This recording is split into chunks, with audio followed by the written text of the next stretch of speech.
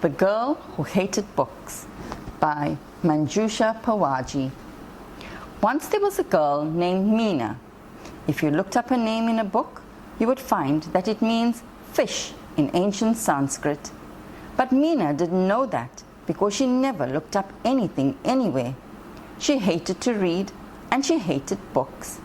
"They're always in the way," she said. And this was true because in her house, books were everywhere.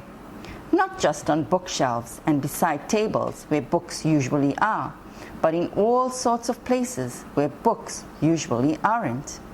There were books in dressers and drawers, and desks in closets and cupboards and chests.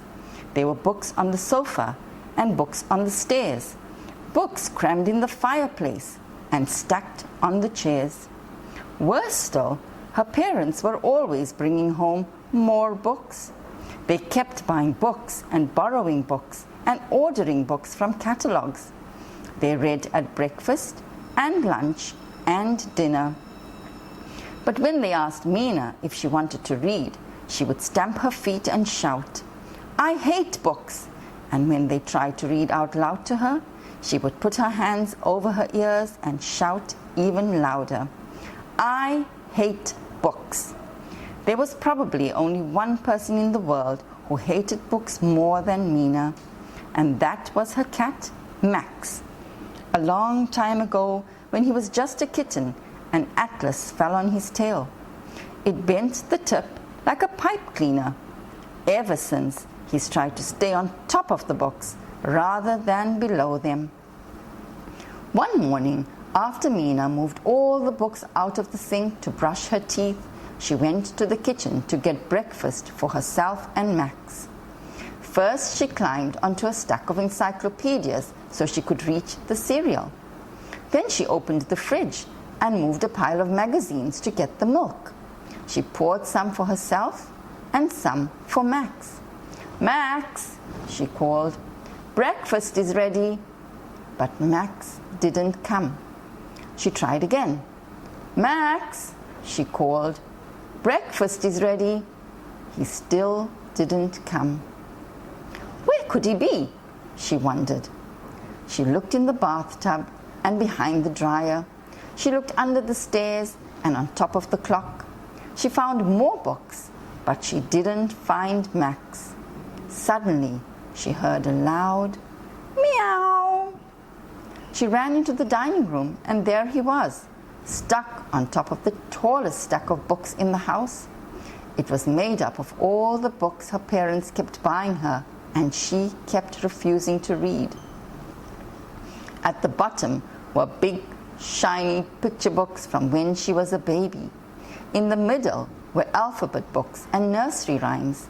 At the top, right by the ceiling, were fairy tales and adventure stories. They were all covered in dust.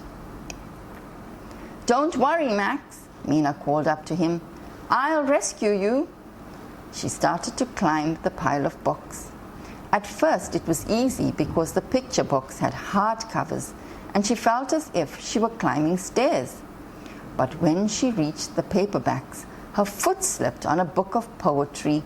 She lost her balance and started to slide. Crash!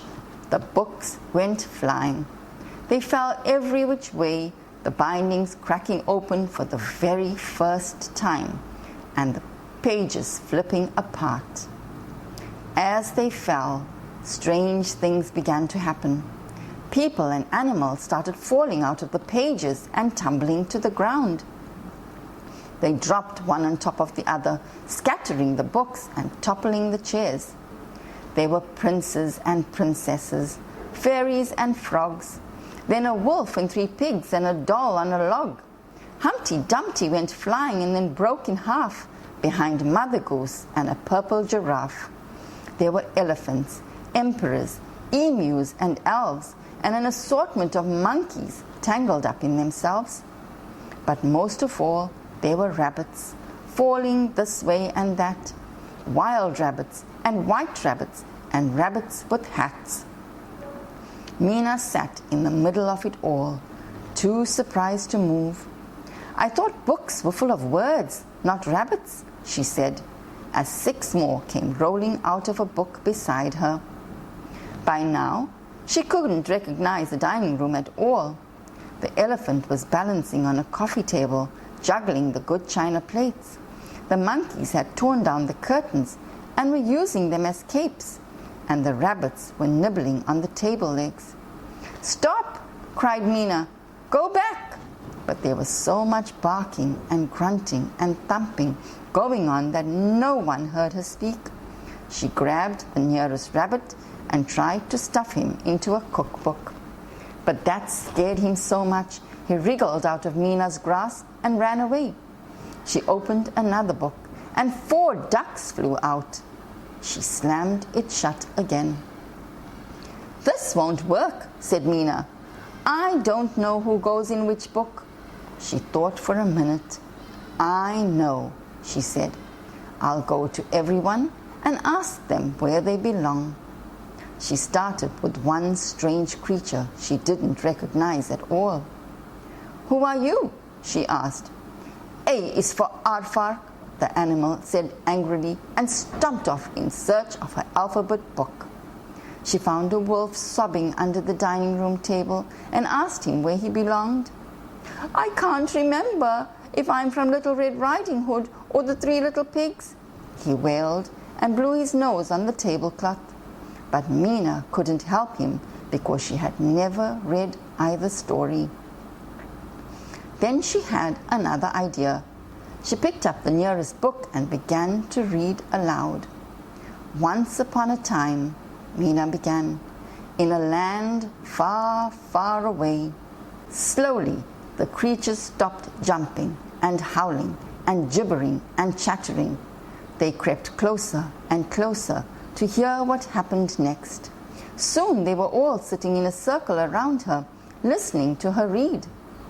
When Mina reached the top of the 2nd page, the pigs in the circle jumped up. "That's us," they cried. "That's our page. That's our book." They leapt up out of the circle, dove into her lap, and disappeared into the book. Mina clapped it shut before they could pop out again. She grabbed another story. One by one, she began reading all her books. And one by one, the creatures found out where they belonged. At last, there was just one little rabbit in a little blue coat left in the room. Mina slowly picked up a book. It was The Tale of Peter Rabbit. "Maybe I could keep this rabbit with me," she thought. She was beginning to feel lonely now that everyone else was gone. But the little rabbit stood in front of her, shifting nervously from foot to foot and twitching his fuzzy nose. He was anxious to get back home.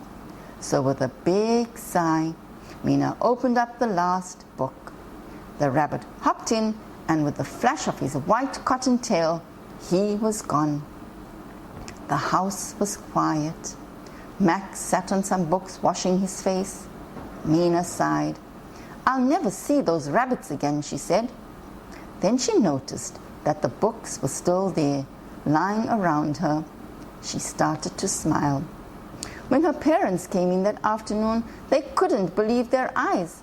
Not because the curtains were gone, and the dishes were broken, and the table legs were chewed up, but because there, sitting in the middle of the room, was Mina, and she was reading a book.